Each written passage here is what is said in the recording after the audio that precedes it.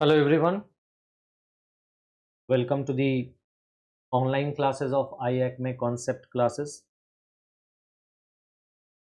आज का जो हमारा टॉपिक है वो बेसिकली इकोनॉमिक्स पेपर से रिलेटेड है।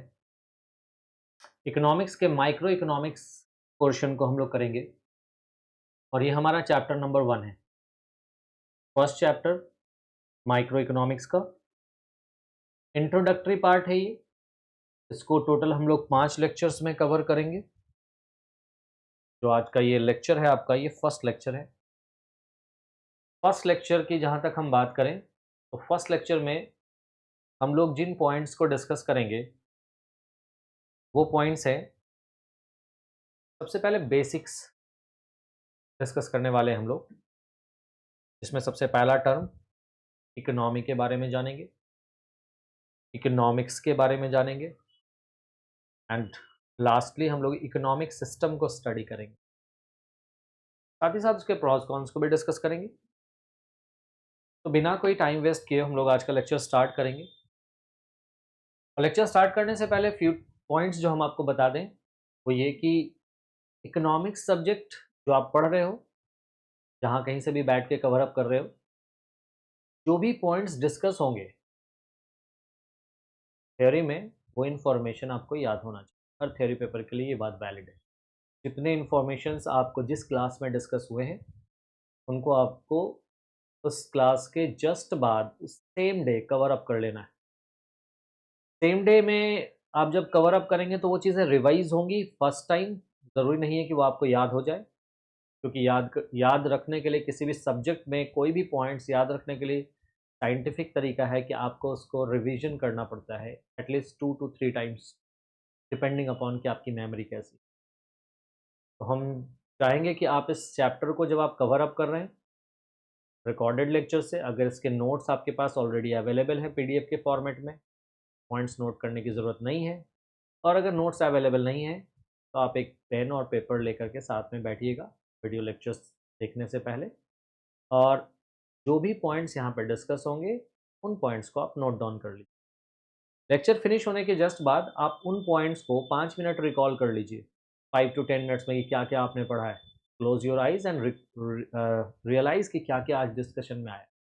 ठीक है, तो आज का हमारा जो टॉपिक है, हम लोग इकोनॉमी, इकोनॉमिक्स और इकोनॉमिक सिस्टम के बारे में डिस्कस करने वाले हैं, और इसके अलावा भी कुछ और पॉइंट्स डिस्कशन में आएंगे। तो स्टार्ट करेंगे हम लोग। देखिए, सबसे पहले जो टर्म हम लोग डिस्कस करने वाले हैं वो टर्म डिस्कस करने वाले हैं टर्म इकोनॉमिक्स के बारे में। जो वर्ड इकोनॉमिक्स है ये आखिर आया कहाँ से है, तो डिराइव कहाँ से किया गया है। कोई ना कोई लैंग्वेज या किसी ना किसी कंट्री में इसका डेरिवेशन हुआ होगा। तो आखिर ये वर्ड इकोनॉमिक्स आया कहाँ से और इसका मतलब क्या है। देखें, ये जो टर्म इकोनॉमिक्स है ये डिराइव हुआ है 2 ग्रीक वर्ड से। एक ग्रीक वर्ड है oikos and the second Greek word is nemein. ये जो पॉपुलर ओपिनियन है इकोनॉमिक्स के बारे में वो ये कि इकोनॉमिक्स का डेरिवेशन 2 ग्रीक वर्ड से हुआ है, ओइकोस एंड निमीन। ओइकोस का क्या मतलब है और निमीन का क्या मतलब है। ओइकोस का मतलब होता है हाउस होल्ड, घर परिवार, एंड निमीन का मतलब होता है मैनेजमेंट।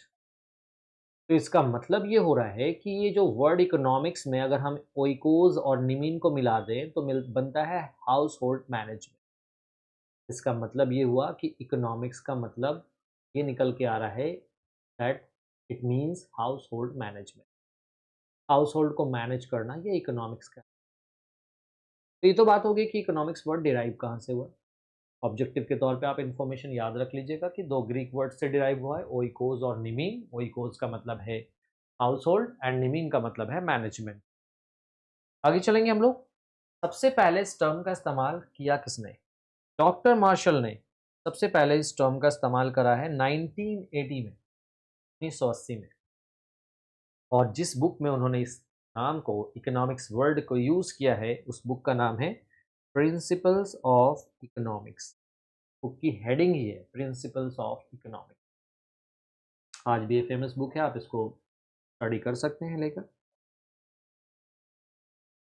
तो आई होप कि इकोनॉमिक्स वर्ड कहाँ से आया आपको पता चल गया हो। ये दो ग्रीक वर्ड्स आया, ओइकोस और निमिन। ओइकोस का मतलब है हाउस होल्ड, निमिन का मतलब है मैनेजमेंट। और इस टर्म को सबसे पहले डॉक्टर मार्शल ने 1980 में अपनी बुक प्रिंसिपल्स ऑफ इकोनॉमिक्स में इस्तेमाल किया।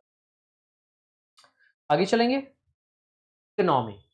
Now we will learn the term economy. Economy किसको कहते हैं, इकोनॉमी का क्या मतलब है। नाउ ये जो इकोनॉमी, ये वर्ड जब भी यूज होता है ना, तो आपको समझ जाना है इट मीन्स अ सिस्टम, यानी it basically means a system. तो इकोनॉमिकली, इकोनॉमी का बेसिक मतलब है कि एक सिस्टम है। क्या है ये, एक सिस्टम है। अब सिस्टम है तो सिस्टम का एक अपना एरिया होता है, अपना दायरा होता है।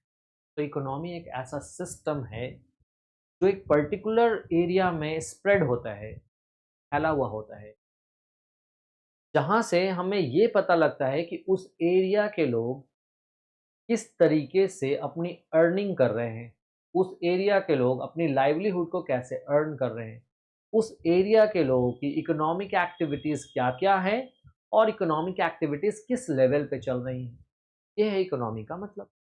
तो economy refers to a system, it is a system, ये एक सिस्टम है जो फैला हुआ है, स्प्रेड ओवर, का फैला हुआ होगा एक पर्टिकुलर एरिया में।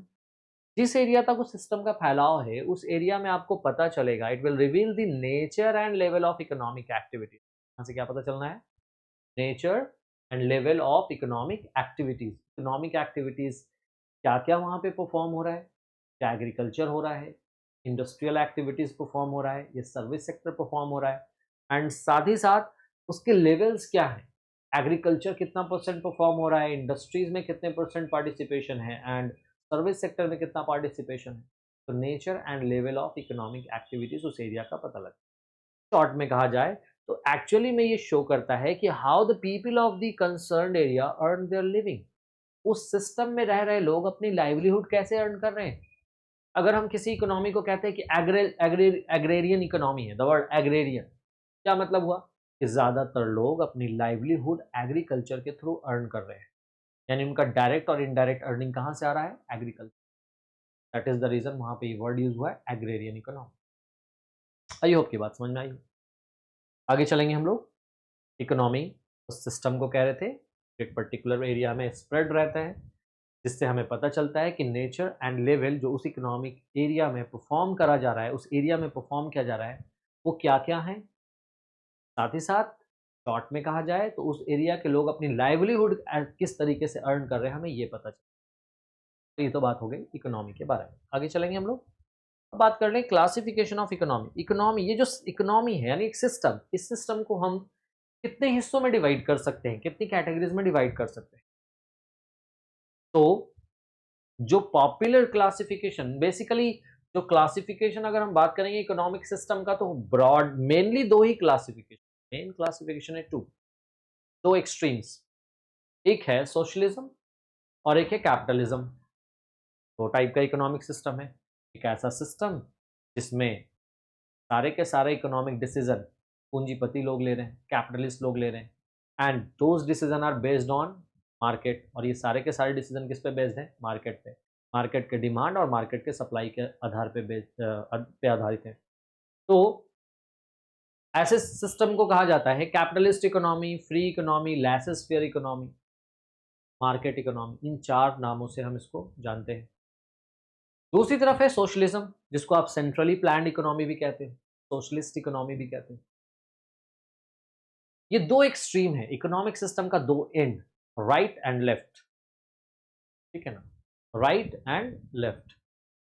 तो एक तरफ एक right side, it's capitalist, and the left side it's socialist. These are the two ends. तो इन दो के आधार पे दो सिस्टम हो गया, एक हो गया कैपिटलिज्म और एक हो गया socialism. Then there are some system जो कि दोनों को लेके चलते हैं। ये तो दोनों एक्सट्रीम हुआ ना, यानी जहां पे समझ लीजिए कि सारा कुछ कंट्रोल गवर्नमेंट के हाथ में चला गया हो, वो सोशलिज्म हो गया। और जहां पे सारा का सारा कंट्रोल मार्केट के पास चला गया हो, मार्केट उसको कंट्रोल कर रही हो, तो वो हो गया कैपिटलिज्म। तो कैपिटलिज्म और socialism, these are the two ends. आज की डेट में क्या है, ज्यादातर अगर आप कहीं भी ट्रेवल करोगे, घूमोगे, you are not going to find complete capitalism और कंप्लीट सोशलिज्म। कि 100% कैपिटलिज्म या 100% सोशलिज्म आपको कहीं नहीं मिलने वाला। क्यों हम ऐसा कह रहे हैं? क्योंकि जितने भी सिस्टम आज के डेट में प्रिवेल कर रहे हैं, वो किसी एक को लेकर नहीं चल रहे हैं कि सारा का सारा फुल कंट्रोल गवर्नमेंट के हाथ में है, सब कुछ गवर्नमेंट डिसाइड कर रही है, सारा रिसोर्सेज का डिस्ट्रीब्यूशन गवर्नमेंट कर रही है, या फिर दूसरे एंड पे चले जाओ तो सब कुछ कैपिटलिस्ट के हाथ में है, सारा कुछ मार्केट फोर्सेस के द्वारा डिटरमाइन हो रहा है। नहीं मिलता ऐसा। फिर मिलता क्या है? दोनों का कॉम्बिनेशन। इसीलिए यहाँ से निकल के आता है तीसरा सिस्टम, जिसको हम कहते हैं mixed economy. So we are going to study 3 economic system: capitalism, socialism and mixed economy. तो वन बाय वन करके इनको हम लोग स्टडी करेंगे। सबसे पहले हम लोग बात करेंगे जो इकोनॉमी का ये जो आपके सामने क्लासिफिकेशन दिया गया है ना, ये सेंट्रल प्रॉब्लम्स को सॉल्व कौन कर रहे हैं, किस आधार पे सेंट्रल प्रॉब्लम्स का सॉल्यूशन किया जा रहा है, उसके बेसिस पे ये क्लासिफिकेशन है। That is market economy, centrally planned economy and the third one is mixed economy. Market economy, centrally planned economy and mixed economy. We have 3 economic system. Let's deal it with one by one. सबसे पहले हम लोग बात कर लेंगे market economy के बारे में। मार्केट इकोनॉमी क्या है? इसी को हम कैपिटलिस्ट इकोनॉमी भी बोल रहे हैं और इसी को हम सोशलिस्ट इकोनॉमी भी बोल रहे हैं। ये है क्या? What is this? किस तरह का ये सिस्टम है? तो इसके कुछ फीचर्स हम लोग देखेंगे और फिर खुद ब खुद हमें अंदाजा लग जाएगा कि इसको हम डिफाइन कैसे करें। So let's see what kind of system is this, what are the features of this system। तो सबसे पहले हम बात करेंगे नेचर के बारे में। तो मार्केट इकोनॉमी का जो नेचर है ना, वो नेचर ऐसा है कि ये फ्री इकोनॉमी, किसी के कंट्रोल में नहीं, नोबडी इज कंट्रोलिंग इट। तो फिर चीजें डिसाइड कैसे हो रही हैं, प्रॉब्लम सॉल्व कैसे हो रहा है, इकोनॉमिक डिसीजंस कैसे लिए जा रहे हैं। तो ये फ्री इकोनॉमी है where market forces of demand and supply organizes economic activity. यानी इकोनॉमिक एक्टिविटीज को ऑर्गेनाइज करने के लिए दो फोर्सेस ऑपरेट कर रही हैं। One force is demand and the other force is supply. Demand वो फोर्सेस है जो कंज्यूमर्स के द्वारा अप्लाई किया जा रहा है। हम आप जब भी कोई चीज मार्केट में खरीदने जाते हैं तो हम अपनी तरफ से एक फोर्स अप्लाई कर रहे हैं, हम चीजों की डिमांड क्रिएट कर रहे हैं। और दूसरी तरफ है प्रोड्यूसर्स जो गुड्स का सप्लाई दे रहे हैं। तो दो फोर्सेस है, डिमांड एंड सप्लाई। इन दो फोर्सेस के इंटरेक्शन से सेंट्रल प्रॉब्लम्स सॉल्व हो रहे हैं। तो यानी सबसे पहला चीज हमें ये पता चल रहा है कि ये इस इकोनॉमी का नेचर क्या है। ये इकोनॉमी फ्री नेचर का है, फ्री इकोनॉमी है। इसमें मार्केट फोर्सेस ऑफ डिमांड और सप्लाई के जरिए इकोनॉमिक एक्टिविटीज ऑर्गेनाइज हो रहे हैं। इकोनॉमिक एक्टिविटीज मतलब production, consumption, investment, exchange, all these activities, production की एक्टिविटीज हो, इन्वेस्टमेंट की एक्टिविटीज हो या एक्सचेंज की एक्टिविटीज हो, ये सारी की सारी एक्टिविटीज किसके हिसाब से तय हो रही हैं? ये तय हो रही है मार्केट फोर्सेस के हिसाब से, that is the forces of demand. आगे चलेंगे सेकंड पॉइंट की तरफ। इस तरह के सिस्टम में what is the motive of production? लोग किस चीज के लिए प्रोडक्शन कर रहे होते हैं? What is the motive behind it? The answer is profit motive. यहाँ पे ऐसे सिस्टम में सिर्फ और सिर्फ एक ही ऑब्जेक्टिव होता है कैपिटलिस्ट के आगे, और वो होता है कि ज्यादा से ज्यादा प्रॉफिट कमाना है। Profit maximization is the goal that they want to achieve. उसके रास्ते अलग अलग होते हैं, but this is the ultimate objective जो एक फर्म अचीव करना चाहती है। थर्ड पॉइंट जानेंगे हम लोग, थर्ड फीचर्स के बारे में हम लोग चलेंगे। क्या यहाँ पे गवर्नमेंट का कोई रोल है? तो नहीं, यहाँ पे गवर्नमेंट का कोई डायरेक्ट इंटरवेंशन नहीं होता है। यानी बिजनेस डिसीजन में, इकोनॉमिक डिसीजन में गवर्नमेंट का डायरेक्ट इंटरफियर नहीं होता। ये private players, capitalist, market forces को देख करके डिसीजन लेती है। अगर मार्केट में किसी चीज का डिमांड बढ़ रहा है तो उसकी प्रोडक्शन बढ़ाए जाते हैं, अगर मार्केट में किसी चीज का डिमांड कम हो रहा है तो उसका प्रोडक्शन कम किया जाता है। तो अगर किसी मार्केट में ये सिनेरियो चल रहा है कि डिमांड और सप्लाई ही सब कुछ डिटरमाइन कर रही है, तो समझ जाइए कि वहां पे कैपिटलिज्म सिस्टम ऑपरेट हो रहा है। कैपिटलिज्म गवर्नमेंट कंट्रोल्ड नहीं होता, गवर्नमेंट का इसमें इंटरवेंशन, डायरेक्ट इंटरवेंशन नहीं होता। आगे चलिएगा। नेक्स्ट पॉइंट है सेंट्रल प्रॉब्लम्स, जिसके बारे में हम लोग इसके आगे भी डिस्कस करेंगे कि सेंट्रल प्रॉब्लम्स कैसे किसको है। मतलब यहाँ से आप एक चीज उठा लीजिए कि what is the meaning of central problem. Central problem कहते किसको, ये हमारा अगले लेक्चर का पार्ट होगा जिसमें हम लोग जानेंगे and in the coming lectures we will be discussing कि सेंट्रल प्रॉब्लम्स है क्या। फिलहाल आप हमें ये पता होना चाहिए कि सेंट्रल प्रॉब्लम्स का जो सॉल्यूशन है इस इकोनॉमी में, मार्केट इकोनॉमी में, सेंट्रल प्रॉब्लम्स का जो सॉल्यूशन है वो डिसाइड कैसे होता है, हाउ इज इट सॉल्व। तो सेंट्रल प्रॉब्लम्स का जो सॉल्यूशन है ना वो है प्राइस मैकेनिज्म। कौन सा mechanism? Price mechanism. Price mechanism actually में दो कंबाइंड फोर्सेस का कलेक्टिव नेम है। Forces of demand and forces of supply का कलेक्टिव नेम है प्राइस मैकेनिज्म। तो सेंट्रल प्रॉब्लम कैसे डिसाइड हो रहा है? प्राइस मैकेनिज्म से, या इसको आप अल्टरनेटिवली ऐसे भी कह सकते हो कि the forces of demand and supply के थ्रू सेंट्रल प्रॉब्लम सॉल्व हो रहे हैं। All the central problems in capitalist economy is solved by the forces of demand and, आगे चलेंगे।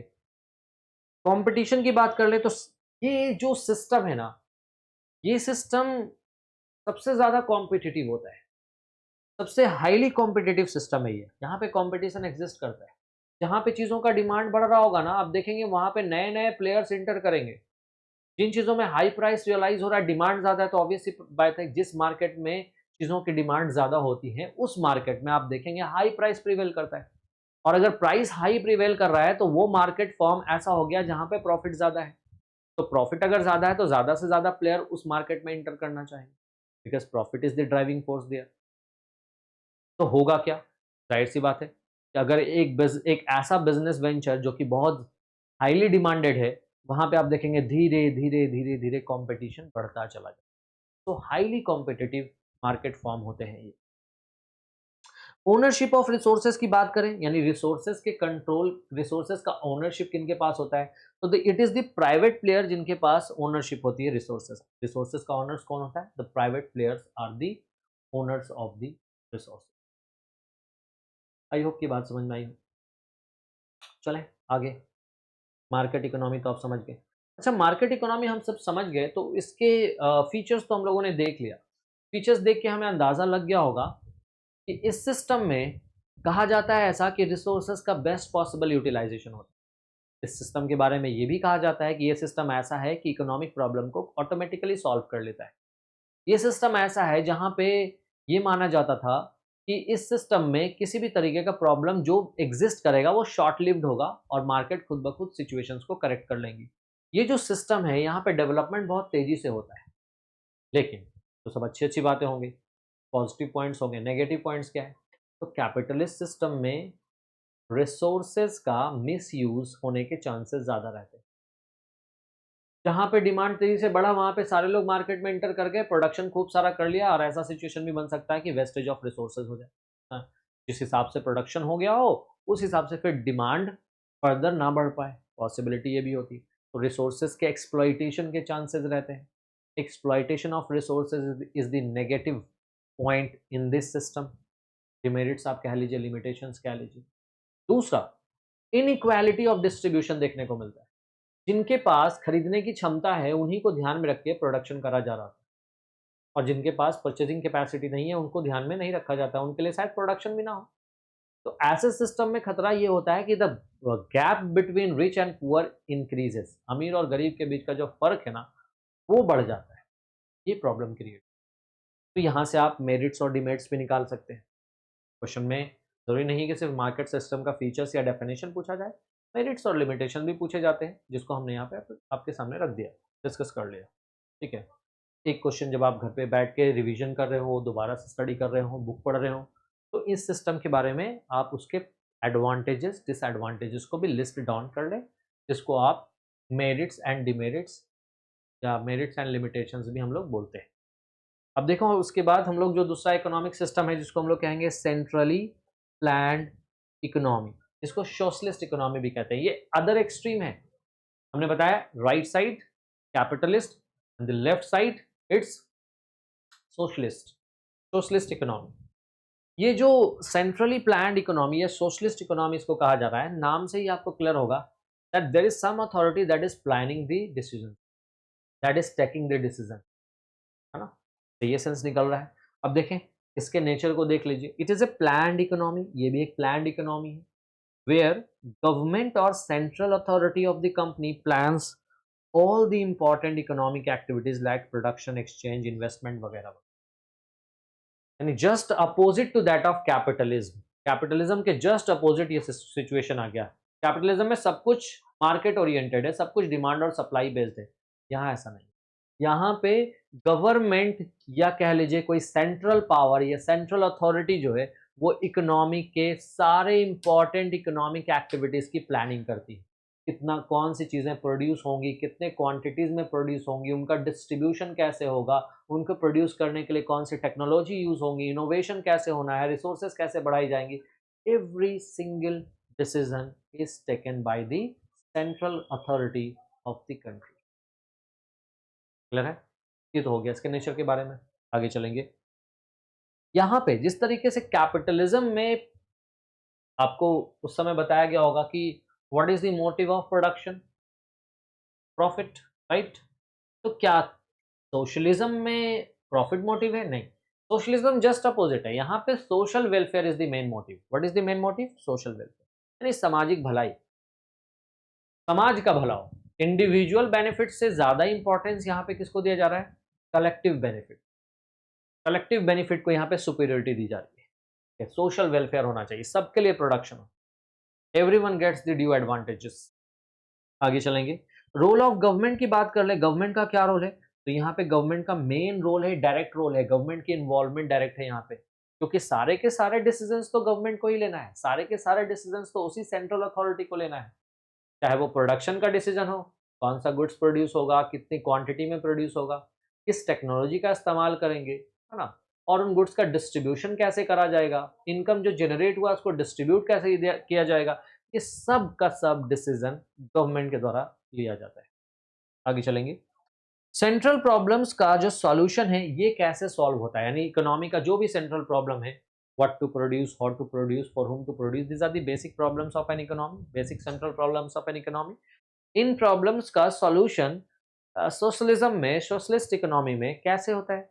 तो it is solve through planning mechanism. यहाँ पे कौन सा मैकेनिज्म वर्क करता है? प्लानिंग। एंड कैपिटलिज्म में क्या वर्क कर रहा था? Price mechanism. यहाँ पे क्या वर्क कर रहा है? Planning mechanism. आई होप की बात समझ में आई हो। आगे चलेंगे। कंपटीशन की बात कर ले तो क्या यहाँ पे कोई कंपटीशन एग्जिस्ट करता है? तो आंसर इज नो, कोई कंपटीशन एग्जिस्ट नहीं करता है। क्यों? क्योंकि रिसोर्सेज का डिस्ट्रीब्यूशन गवर्नमेंट करती है, और रिसोर्सेज का डिस्ट्रीब्यूशन इक्विटेबल बेसिस पे करा जाता है। मान लीजिए फार्मर्स हैं, बहुत सारे फार्मर्स है गवर्नमेंट के पास, तो गवर्नमेंट क्या करेंगी? सारे फार्मर्स को इक्विटेबल लैंड डिस्ट्रीब्यूशन करेंगी और सबसे एक सर्टेन अमाउंट रेंट के तौर पे वसूला जाएगा। तो क्या देख रहे हैं आप? कंपटीशन होगा क्या? कोई कंपटीशन नहीं। There will not be any competition, क्योंकि रिसोर्सेज का डिस्ट्रीब्यूशन कर कौन रहा है? गवर्नमेंट कर रही है। कंपटीशन तो तब एग्जिस्ट करेगा ना जब आपको फ्री छोड़ दिया जाए, you do what you want. उस केस में कंपटीशन सबसे ज्यादा एग्जिस्ट करता है, जो कि कैपिटलिज्म सिस्टम। यहाँ पे आप देखेंगे कि कंपटीशन एग्जिस्ट नहीं करता। आगे चलेंगे। ओनरशिप ऑफ रिसोर्सेज की बात कर लें तो इट इज द गवर्नमेंट जिसके कंट्रोल में सारा रिसोर्सेज होता है। लैंड, लेबर, एंटरप्रेन्योरशिप, कैपिटल, सब कुछ गवर्नमेंट कंट्रोल करती है। किस एरिया में प्रोडक्शन होना है, कितना प्रोडक्शन होना है, प्रोडक्शन कौन करेगा, किस टेक्नोलॉजी का इस्तेमाल करेगा, रिसोर्सेज कैसे यूज किए जाएंगे, वगैरह वगैरह। Entire economic decision is taken by the government. तो ये फुल्ली कंट्रोल्ड इकोनॉमी हुआ। अब इसके भी कुछ एडवांटेजेस हैं। एडवांटेजेस क्या है? सबका ध्यान रखा जाता है, इसको कह सकते हो आप सबका साथ सबका विकास वाला सिस्टम है। इस सिस्टम को फॉलो करा जाता है। दूसरी तरफ वैसे लोग जिनकी परचेजिंग कैपेसिटी नहीं है, उनका भी टेक केयर गवर्नमेंट करती है। Their production are also undertaken by the, their responsibility is actually the responsibility of government. Responsibility भी किसकी होती है? गवर्नमेंट की। गवर्नमेंट उनके लिए भी प्रोडक्शन कर रही होती है, उनके लिए भी डिसीजंस लिए जा रहे होते हैं। ऐसे सिस्टम में रिच और पुअर के बीच का गैप कम होता है, यानी इक्विटी देखने को मिलती है, समानता देखने को। लेकिन नेगेटिव क्या है? नेगेटिव है कि ऐसा सिस्टम ब्यूरोक्रेटिक हर्डल्स में उलझता रहता है, बहुत ज़्यादा फॉर्मेलिटीज़ में पड़ा रहता है। ऐसे सिस्टम में रिसोर्सेज का बेस्ट यूटिलाइजेशन नहीं हो पाता। ऐसे सिस्टम में डेवलपमेंट स्लो होता है, ग्रोथ स्लो होता है। ऐसे सिस्टम में जो एफर्ट लगाने वाले लोग हैं उनको कुछ खास रिवॉर्ड नहीं मिल रहा होता है, और ऐसे सिस्टम में जो कामचोर लोग हैं वो फालतू में रिवॉर्ड हासिल कर रहे होते हैं। तो ये एक तरफ है मेरिट्स और एक तरफ है डिमेरिट्स। यानी आपने समझ लिया होगा कि कैपिटलिज्म में जो एडवांटेजेस हैं वो यहाँ पे डिसएडवांटेजेस है। और जो यहाँ पे जो कैपिटलिज्म में डिसएडवांटेजेस में आ रहा है मेनली वही सोशलिज्म का एडवांटेजेस है। These are the two extreme system. ठीक है? अब हम चलेंगे मिक्स्ड इकोनॉमी की तरफ। आपको अंदाज़ा लग गया होगा इन दोनों सिस्टम को समझने के बाद कि अच्छा मिक्स्ड इकोनॉमी क्या है, तो इन दोनों सिस्टम को कंबाइन कर दो, what you get is economy. मतलब क्या हुआ? मतलब ये हुआ कि ये एक मिक्स इकोनॉमी है, यहाँ पे पब्लिक और प्राइवेट दोनों सेक्टर एग्ज़िस्ट करते हैं। पब्लिक सेक्टर भी यहाँ एग्ज़िस्ट करती है एंड प्राइवेट सेक्टर भी एग्ज़िस्ट करती है। यानी प्रोडक्शन हो, कंज़म्पशन हो, इन्वेस्टमेंट हो, एक्सचेंज हो, इन सारे के सारे इकोनॉमिक एक्टिविटीज़ में, इकोनॉमिक डिसीज़न्स में गवर्नमेंट और private players both take active part. तो इम्पोर्टेंट डिसीजंस गवर्नमेंट का होता है और बाकी जो इकोनॉमिक एक्टिविटीज हैं, जो production, consumption, investment, exchange, government ने क्या करा, एक डिसीजन ले लिया। अब उस डिसीजन, उस दायरे के अंदर रहते हुए प्रोडक्शन, इन्वेस्टमेंट, कंजम्पशन इसको फ्री छोड़ दिया जाता है, मार्केट पे छोड़ दिया जाता है। यानी मार्केट भी ऑपरेट करती हैं और गवर्नमेंट का कंट्रोल भी बना रहता है। सो दोनों ही एक साथ मिलकर ऐसी इकोनॉमी को, ऐसे सिस्टम को रेगुलेट करती हैं। आगे चलेंगे तो यहाँ पे आप देख लीजिए दोनों सिस्टम का ही मोटिव आ जाएगा। जहाँ पे पब्लिक सेक्टर यानी गवर्नमेंट सेक्टर ऑपरेट करेंगी, वहाँ पर चलेगा सोशल वेलफेयर, वेलफेयर मोटिव चलेगा। और जहाँ पे प्राइवेट सेक्टर ऑपरेट करेंगी, वहाँ पे कौन सा मोटिव चलेगा? वहाँ पे चलेगा प्रॉफिट मोटिव। यानी प्राइवेट सेक्टर है तो प्रॉफिट मोटिव में, तो वहाँ पे आप देखेंगे अगर मिक्स्ड इकोनॉमी उठाओगे, तो जिस एरिया में, जिस एरिया ऑफ प्रोडक्शन में प्राइवेटाइजेशन देखने को मिल रहा है, तो वहाँ पे प्रॉफिट मोटिव आपको नज़र आएगा।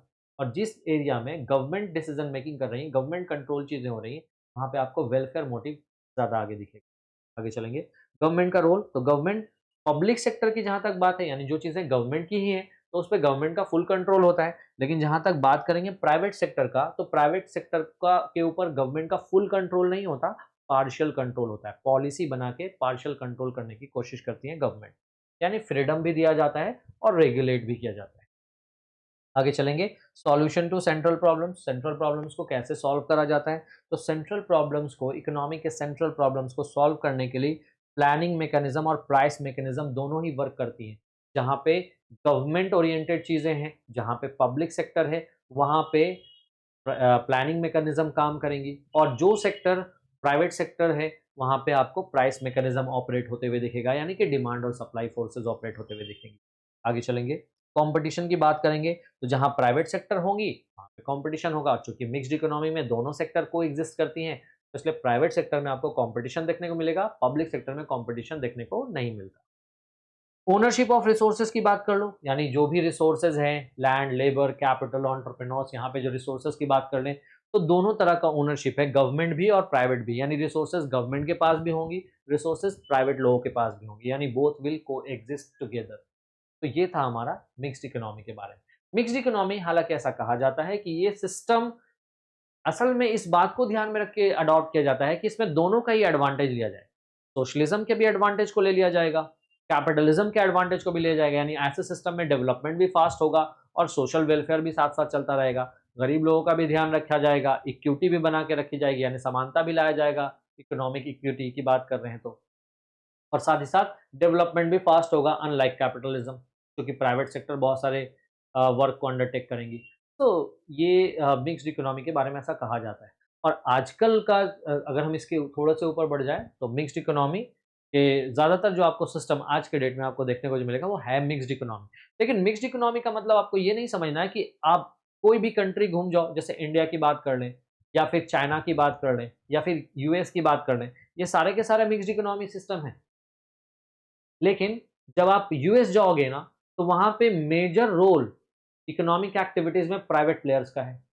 यानी ये कहा जा सकता है कि है तो वो एक यूएस मिक्स्ड इकोनॉमी ही, लेकिन उनका झुकाव मेनली किधर है? कैपिटलिज़्म की तरफ है। ऑन द अदर हैंड अगर आप चाइना चले जाओगे, तो वहाँ पर भी मिक्स्ड इकोनॉमी है, लेकिन वहाँ पे आप जाएँगे तो ज़्यादा देखेंगे गवर्नमेंट कंट्रोल चीज़ें ज़्यादा हो रही हैं। तो इसका मतलब है तो वो भी मिक्स्ड इकोनॉमी, लेकिन उसका झुकाव किधर है? उसका झुकाव है सोशलिज्म की तरफ। उसी तरीके से इंडिया में आप आ जाओ, यहाँ पे देख लो कि प्राइवेट प्लेयर्स भी ऑपरेट हो रहे हैं, गवर्नमेंट कंट्रोल भी चीज़ें चल रही हैं, तो ये भी एक मिक्स्ड सिस्टम है। तो मिक्स्ड सिस्टम, सारे के सारे इकोनॉमिक सिस्टम मोस्टली आपको अक्रॉस द वर्ल्ड अभी मिक्स्ड इकोनॉमिक सिस्टम ही देखने को मिलेंगे, but there will be degree of change.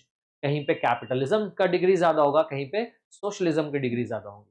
कहीं पे ज़्यादातर पोर्शन जो है कैपिटलिस्ट के हाथ में होगा और कहीं पे ज़्यादातर पोर्शन जो है इकोनॉमिक का, वो किसके हाथ में होगा? गवर्नमेंट के हाथ में। तो ये था हमारा मिक्स्ड इकोनॉमिक सिस्टम के बारे में। क्लियर है? अब इसके बाद अपने आप कुछ चीज़ों को, कुछ क्वेश्चंस को अपना कवर अप कर लेंगे आप। फैक्ट जितनी चीज़ें हमने डिस्कस करी उसको रिकॉल कर लीजिए। इकोनॉमी क्या है, इकोनॉमिक्स क्या है, हमने डिस्कस करा। इकोनॉमी के बारे में हम लोगों ने डिस्कस करा, इकोनॉमिक सिस्टम के बारे में हम लोगों ने डिस्कस करा, है ना। तो स्टार्ट से रिकॉल कर लीजिए कि हम लोगों ने क्या क्या डिस्कस करा। Go through it once. हम लोगों ने सबसे पहले वर्ड इकोनॉमिक्स के बारे में डिस्कस करा कि इकोनॉमिक्स वर्ड कहाँ से आया है, किसने यूज़ किया, किस बुक में यूज़ किया। आई होप कि सारा पॉइंट रिकॉल हो गया होगा आपका। फिर हम लोगों ने डिस्कस करा इकोनॉमी किसको कहते हैं, तो आपको पता चला एक सिस्टम को कहते हैं, एक पर्टिकुलर एरिया में फैला होता है, जहाँ से लोगों का लाइवलीहुड बेसिकली पता चल रहा हो कि लोग कर क्या रहे हैं, कैसे अपना जीवन यापन कर रहे हैं, अर्निंग कैसे कर रहे हैं। फिर उसके बाद आपको इकोनॉमी के क्लासिफिकेशन को, यहाँ पे 3 क्लासिफिकेशन के बारे में पता चला होगा, market economy, centrally planned economy and mixed economy. तीनों सिस्टम को हम लोगों ने उसके फीचर्स देखे, उसको डिफाइन किया। फीचर्स के हिसाब से हमको सारे पॉइंट्स पता चले कि मिक्स्ड इकोनॉमी है क्या, जिसका पॉपुलर नाम कैपिटलिज्म है। कैपिटलिज्म भी इसको बोलते हैं, लैसेस फेयर इकोनॉमी भी बोलते हैं, कई सारे नाम हैं। Free economy, market economy, capitalist economy and laissez faire, 4 different names are here जो यूज होते हैं मार्केट इकोनॉमी के लिए। उसी तरीके से कैपिटलिस्ट इकोनॉमी को सोशलिस्ट इकोनॉमी या इसको ये सेंट्रली प्लान्ड इकोनॉमी को सोशलिस्ट इकोनॉमी भी कहा जाता है। ठीक है, तो सेंट्रली प्लान्ड इकोनॉमी क्या है, इसके फीचर्स क्या है, ये हम लोगों ने डिस्कस करा। फिर उसके अलावा हम लोगों ने फाइनली डिस्कस करा मिक्स्ड इकोनॉमी किसको कहते हैं। एंड लास्टली इस लेक्चर में आप इन सारे पॉइंट्स को रिकॉल कर लीजिएगा। हमने जब सिस्टम को डिस्कस करा तो उसके पॉजिटिव नेगेटिव दोनों पॉइंट को ही डिस्कस करा। आई होप कि पॉइंट क्लियर हो गया हो। तो हम समझते हैं कि इन पॉइंट्स को जिसको हमने आज डिस्कस किया है, आप इन पॉइंट्स को ना केवल अपने सेकेंडरी मेमोरी, यानी ना केवल आप इसको कॉपी पे नोट करोगे, बल्कि साथ ही साथ इस इन्फॉर्मेशन को याद रखो, क्योंकि इन्फॉर्मेशन अगर आपके माइंड में है ना, तो आपके सोचने का दायरा बड़ा होता है। आप ज़्यादा वाइड सोच पाते हो, ज़्यादा बेटर चीज़ों को समझ पाते हो। लेकिन अगर नॉलेज को आपने सिर्फ कॉपी पे छोड़ दिया ना, तो फिर क्या होगा? फिर ये होगा कि पढ़ के भी आप उस तरीके से अपने माइंड को यूज़ नहीं कर पाओगे, जिस तरीके से आप यूज़ कर सकते थे, अगर इन्फॉर्मेशन आपके माइंड में होता। तो माइंड ज़्यादा तेज़ चलता, ज़्यादा बेटर। तो आई वुड रिकमेंड कि वर्क हार्ड और इन्फॉर्मेशन को कॉपी पे तो हो ही, और कॉपी पे हो सिर्फ इस वजह से कि शायद कभी भूल जाए तो रिकॉल कर ले। असल में तो वो आपके माइंड में होना चाहिए। जितने पॉइंट्स हम लोगों ने डिस्कस करे अगर आपके माइंड में है, तो आप इस सब्जेक्ट से बहुत ज़्यादा बेनिफिट हासिल कर पाएंगे। आज के लिए इतना ही, मिलते हैं अगले लेक्चर में।